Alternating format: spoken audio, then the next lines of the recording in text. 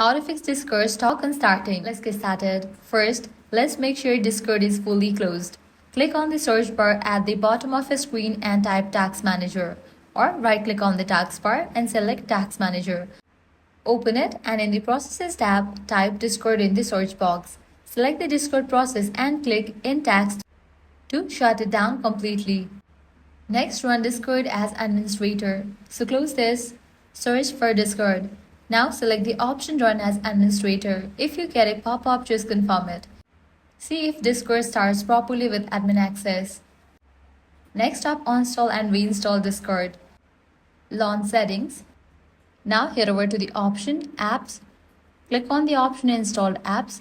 From this list, find Discord. Click on three dots and select Uninstall. Now launch Microsoft Store or head over to the official website of Discord and install it.